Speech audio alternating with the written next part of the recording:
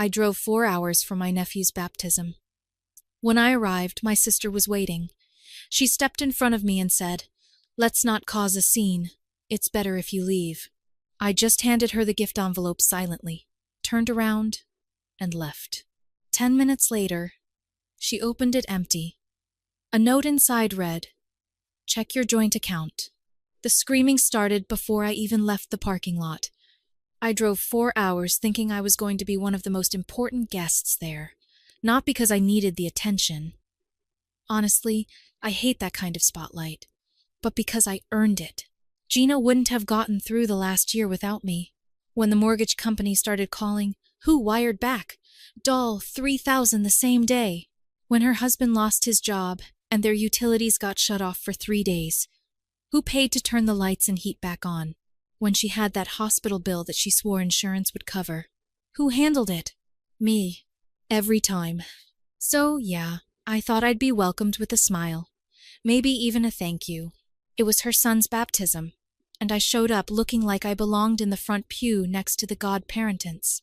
I even put a new card in an envelope in my jacket pocket before I left home that morning. What she thought was going to be another fat check from me.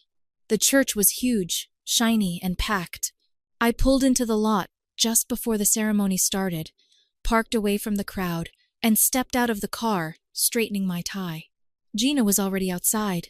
I should have known something was off. She wasn't greeting guests or helping people inside.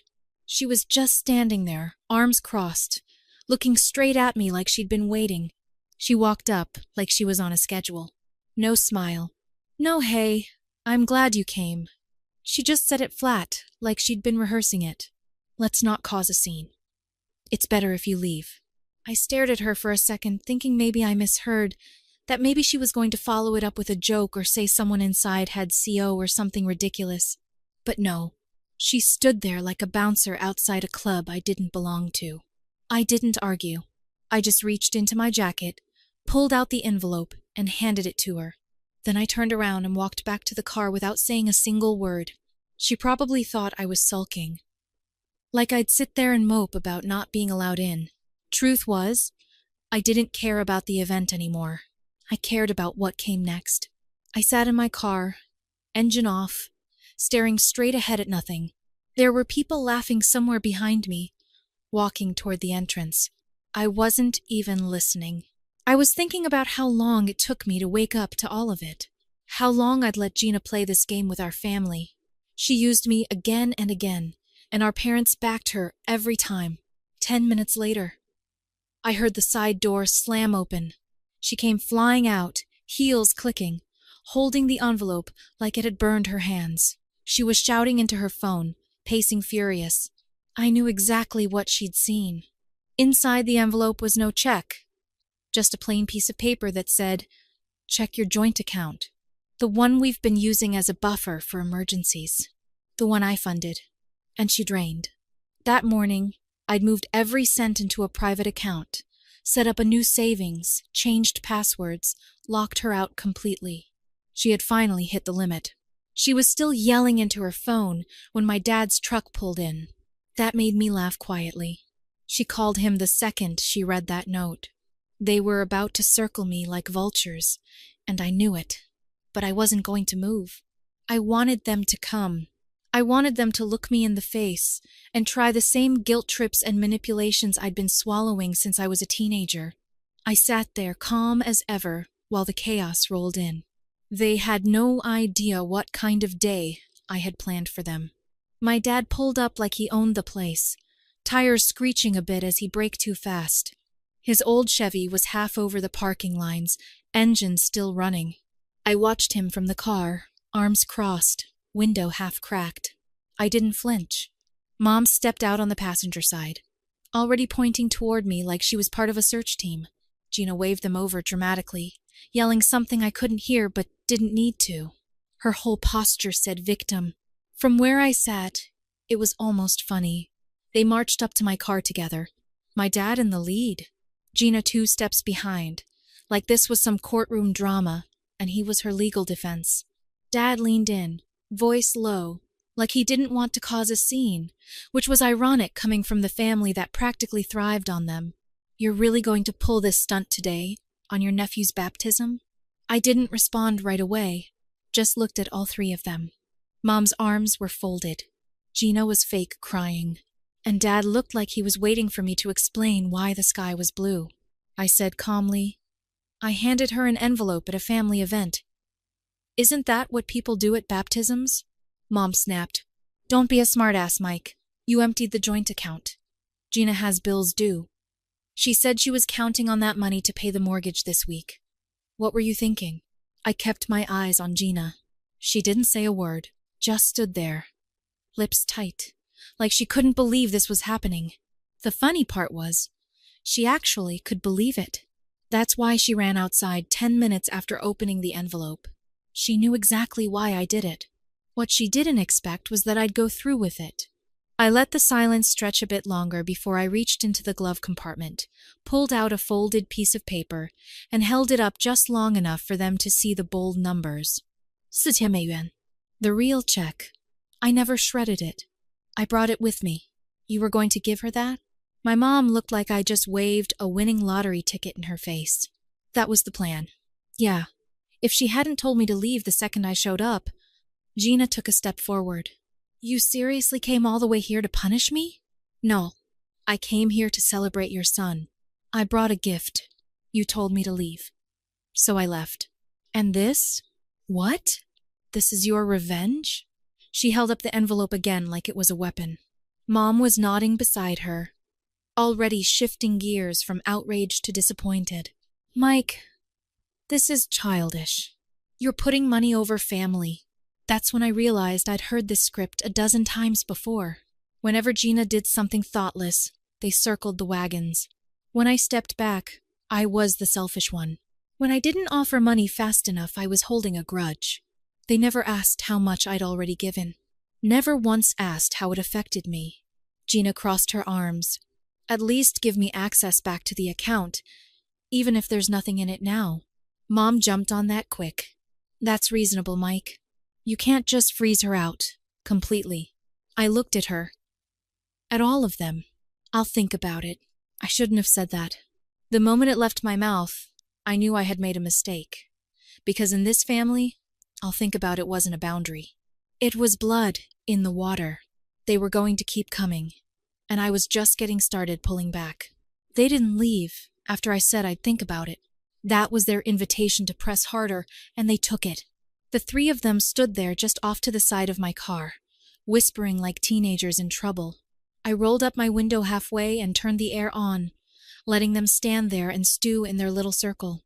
Gina kept glancing over at me like she expected I'd lower the window again, hand her the check, say I was sorry, like she was waiting for me to cave the way I always did. But nothing about me that day was soft. I just stared forward, hands on the steering wheel, waiting them out. Eventually, she turned and stormed back toward the church doors, heels clacking like she wanted everyone to hear how mad she was. Dad said something to Mom before he followed her. Mom lingered a little longer, gave me this tired look, the kind she always used when she thought I'd let the family down. Then she turned and left too. I waited another 5 minutes, then started the car and drove off. Not home. Not yet. I just needed to not be seen. I ended up at a strip mall 5 minutes away, parked in front of a grocery store, grabbed a coffee I didn't need, and sat there watching a couple argue over a parking spot. That's when it hit me. Something I hadn't thought about in months. The car. The silver 2011 Honda Civic I'd driven for nearly 8 years. I gave it to Gina and her husband last year when they were down to one car after his little accident. I remember the conversation clear as day. He was apologizing. Gina was crying. And I said, "Screw it. Just take it." I was planning to sell it, but it felt like the right thing to do at the time. Family needs help. You help. Except, it was never treated like a loan or even a gift with gratitude. It just became theirs overnight. No questions asked. No title transfer. I kept paying the insurance for a few months before I realized they hadn't bothered to get their own coverage. That's when I took it off my policy. And still not a word from either of them. I looked it up in my documents folder on my phone. Registered under my name. No lien, No transfer, still legally mine. That's all I needed to know. I called the towing company I'd used once before, when a neighbor parked in my assigned space for 2 straight weeks. Gave them the license plate number, told them the make, model, and exactly where it was likely parked. Behind the church, small lot near the dumpsters where Gina and her husband always parked when they didn't want their car seen by the front crowd. Guy on the phone said it'd be about 45 minutes. I gave him my info and told him to call me when it was done. Then I just sat there sipping coffee that had gone cold, scrolling through my messages, rereading old texts from Gina asking for money, never once offering to pay anything back. I thought I'd feel bad. I didn't. 40 minutes later, my phone buzzed. They had the car towed without incident, already on the way to the impound lot where it would sit under my name until I figured out what to do with it. Back at the church, I imagined Gina still smiling and mingling, completely unaware her husband's ride home was being hooked and driven away. That was about to be her second surprise of the day. And this time, she wouldn't have anyone else to blame. I stayed in that parking lot longer than I needed to, not because I was stuck. I just wanted to watch the silence. No buzzing phone, no furious texts, no dramatic voicemails. It was quiet. In a way it hadn't been in a long time. I was thinking about heading home when I opened Facebook just out of habit. That's when I saw Gina's post. A full album already up. The baptism, her in a pale blue dress. Their baby in that too big white outfit with lace that looked like it belonged in a costume shop. Smiling in every shot. My parents standing proud beside her, like nothing had happened. The caption read, "Grateful for the love, the faith, and the people who show up when it matters." Nice little jab there at me. I almost laughed, but something caught my attention. The last photo had stopped floating. I refreshed. The album stalled. The group photo she'd captioned. The whole family disappeared, mid-upload. Only a few photos remained now, like the rest had been ripped out of a scrapbook. The caption was cut off too, like she had stopped typing mid-sentence. I kept refreshing, but the post didn't change. That's when I knew something had happened. Before I could even guess what it was, my phone rang. Unknown number. Normally, I don't answer those, but I had a feeling. I picked up. It was Gina's husband. He didn't waste time. "Where the hell is the car?" I told him straight. "It's still registered in my name. I gave it to you because you needed it, but it was never yours. And considering how today went, I figured it was time I took it back." He didn't raise his voice. Not yet. Just asked how I could do that on the day of my nephew's baptism. How I could leave them with no ride. Stranded with a baby. But then he said something that stopped me cold. "Gina told everyone you gave her the account. Said it was a gift. Said it was hers." Now, I was silent. He went on. "Apparently she'd been telling people I gave her access to the account as a way to make up for missing the baby shower.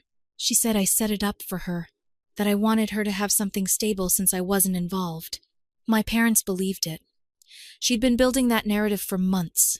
That's why Mom always reacted like I was the one crossing lines when I brought up boundaries.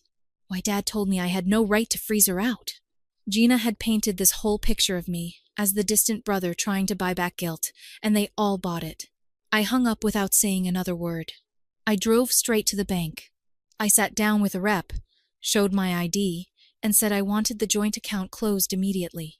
I wanted her card deactivated, the account flagged for any suspicious activity, and a letter of closure mailed to her address. I could have done it weeks ago, but I wanted to believe she was just careless, not manipulative. I was wrong. She knew exactly what she was doing. As the teller processed it, I remembered something else. Gina's husband had posted about a job interview earlier in the week. I checked LinkedIn. The job was across town. Without that car, without the account, they were stuck. I left the bank with a printed statement confirming the closure. It felt like taking off a weight I'd been carrying for years without noticing. For a moment, the silence returned, peaceful again. But I knew it wouldn't last. They were going to come after me now. Not just with guilt or yelling. They were going to come begging. The silence didn't just end. It shattered. I woke up to my phone buzzing nonstop. 4 missed calls. 3 voicemails. All before 7 a.m. First was Mom, then Dad, then Gina twice. The kind of timing that tells you they were sitting together, deciding who'd try first. I didn't listen to the voicemails. I didn't need to. The texts filled in the blanks quickly enough. Mike, we need to talk. Asterisk. This is serious. Please don't ignore us. Asterisk. Asterisk. I have a baby. I can't get to work. Please don't do this. You're not thinking straight. This isn't you. At least give access back to the account until Friday. Please. Just until Friday asterisk. The last one came from Gina, and it was a screenshot of her bank account overdrawn by /doll 217. Below it was a crying emoji and a picture of the baby sitting on the living room floor in a diaper, like she thought that would seal the deal. The same trick she always used. Pity. Then pressure. An hour later, Mom called again. This time, I picked up, not because I wanted to hear it, but because I knew if I didn't, they'd just keep calling. She didn't even say hello. Are you really doing this to your sister? That was her opener. Not how are you? Not let's talk. Just accusation. She went on. Said Gina was humiliated that she had to borrow a ride from a neighbor to get to work, that they didn't have enough gas money now, that she was crying all night, that the stress was dangerous with a baby around. She said she didn't understand how I could go from being the most generous one in the family to suddenly acting like a stranger. Then she dropped the line she'd been saving. Your father. And I think maybe you should talk to someone. This kind of behavior, it's not like you. There it was. The shift. When guilt didn't work, they pivoted to suggesting something was wrong with me. Like setting boundaries after years of being used was a symptom of mental instability. I stayed calm. I told her I was fine, that I had simply decided not to be taken advantage of anymore, that I didn't owe Gina or anyone endless money just because I didn't have a kid. And then, just when I thought we might end the call in silence, she said something that stuck. If this is about the car, you got it back. But you can't punish a mother like this. That's your nephew. It wasn't about the car. Not really. It was about how easy it was for them to rewrite the story. To make me the villain the second I stopped giving. But they didn't want to hear that. They wanted access back to the account, and they were going to squeeze every emotional pressure point to get it. That afternoon, while I was working from home, the doorbell rang. I opened the door to find the Honda parked across my driveway. No one standing there, just the car and a wrinkled envelope tucked under the windshield wiper. Inside, it was a single sheet of paper that read, asterisk. You want control? Fine. Take it. No keys. No explanation. Just drama delivered by vehicle. They'd clearly gone to the impound lot, paid to get it back, then left it at my place like they were throwing a tantrum. What they didn't know is that I still had the spare key in my drawer. I walked over, unlocked it, and drove it around to the back. I didn't even bother texting them. Later that night, Gina called again, crying this time.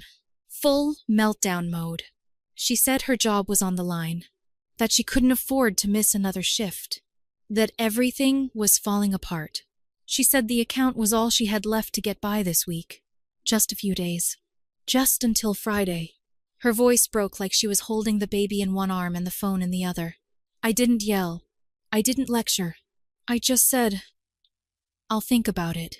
And I knew, even before she thanked me, that I'd made another mistake. Because to Gina, those 4 words meant the door was still open. That her grip wasn't broken, just weakened. That night, I barely slept. Every time my phone buzzed, I expected it to be another message. A new plea. A fresh guilt trip. They weren't done.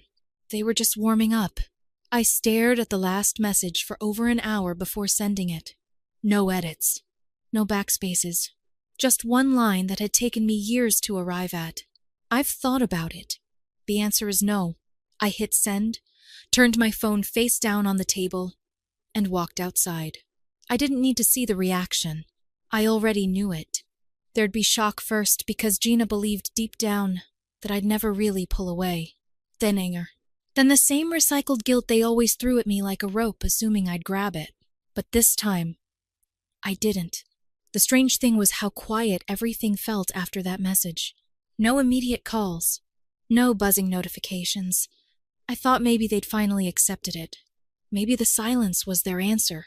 Maybe that was it. It wasn't. Later that night, I got a call from Dad. I almost let it ring out, but curiosity got the better of me. He sounded calm. Too calm. Like he'd been practicing what to say. "Why don't you come over for dinner? Just talk this out," he said. "Everyone's here. Gina is ready to apologize." That word, apologize, landed strange. It didn't belong in her vocabulary. Not sincerely. I asked if this was about the account. "No," he said. "This is about family. Let's not let this thing split us apart." I told him I'd think about it. He said, "Okay." I already knew I wasn't going. The next day, Mom sent me a message that started with, "I know you're hurting." The kind of message you send when you're trying to reposition someone else's boundary as a symptom. Said Gina was under pressure, that being a mother was hard, that sometimes people say things they don't mean, that deep down we're still siblings. Then came the pivot. She said Gina's husband had just gotten a new job offer, and they needed the Honda again just for a little while until they got back on their feet. That it would mean the world to them. That I wouldn't even have to worry about maintenance. They'd handle everything this time. She wrote, "Asterisk, you always felt good helping others. Let yourself feel that again. Asterisk." I stared at that line. That was the core of it. That's what they'd counted on all along. That I'd feel good playing the role they carved out for me. The reliable one. The one who sacrificed without being asked. Who always paid. Always forgave. Always returned. I didn't reply. Instead, I pulled the spare key from my drawer, drove the Honda to a dealership 2 towns over, and sold it. No fanfare. No big moment. Just clean paperwork, a decent offer, and a signature that felt more freeing than any therapy session I'd ever been talked into. The guy at the dealership asked why I was selling. I told him it was time. That's all. When I got home, I logged into my bank and confirmed the joint account was fully closed. Nothing pending. No cards still linked. Just gone. Then I blocked their numbers one by one.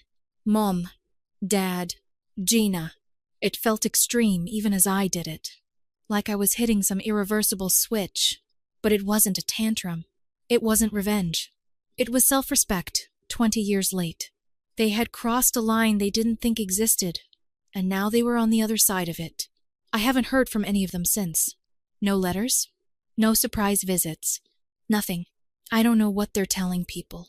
Probably that I snapped. That I need help. That I turned my back on the people who loved me most. But I sleep better now. I don't jump when my phone buzzes. I don't check my balance every morning out of habit. I don't carry that low-level exhaustion that comes from always being the backup plan. Gina has her life. And now, I finally have mine back. 2 months passed with silence so deep, I started to think maybe they'd finally let it go. I wasn't naive enough to believe they'd changed, but I thought maybe they'd shifted their attention somewhere else. Gina always needed a new crisis, and maybe I was no longer useful in that storyline. I started feeling like myself again. Not the version they sculpted for their convenience, but the one I'd slowly been rebuilding in the quiet. I was sleeping better, working with more focus. I'd even started dating again, something I hadn't had the mental space for in years. And then, out of nowhere, I got a letter in the mail. Not a card. Not a typed note. A real letter, handwritten, folded carefully into an envelope with my name scrawled across the front in Gina's unmistakable handwriting. I almost didn't open it. I stood in my kitchen for a long time, just staring at it. Inside, it started with something unexpected. I guess you think I'm the villain in all this. No apology. No admission. Just that sentence, like we were debating a movie, and not a years-long pattern of manipulation. She said she wanted to explain things. Said she was in a hard place and didn't know how else to survive. Said she leaned on me because I was the only person who ever came through, and that somewhere along the line she stopped seeing me as a person and more as a solution. She said the lies about the joint account got away from her, that she didn't mean for them to last that long, that by the time I found out, she didn't know how to backpedal without losing face. And then, near the end, she wrote this: "I'm not asking for money. I just want to know if we'll ever speak again." I read it twice, then once more, a few days later. It wasn't quite manipulative. Not this time. But it also wasn't a true apology. There was no ownership. No sentence that began with, "I was wrong." Just a long letter about how hard her life had become without me propping it up. I didn't write back. Instead, I took a walk, thought about everything that had happened. Everything I let happen. And then I wrote a note. Just a few lines. I didn't send it, but I keep it in a drawer now. Something to read when I start wondering if I was too harsh. It says, "It's not that I hate you. It's that I finally love myself enough to stop letting you drain me."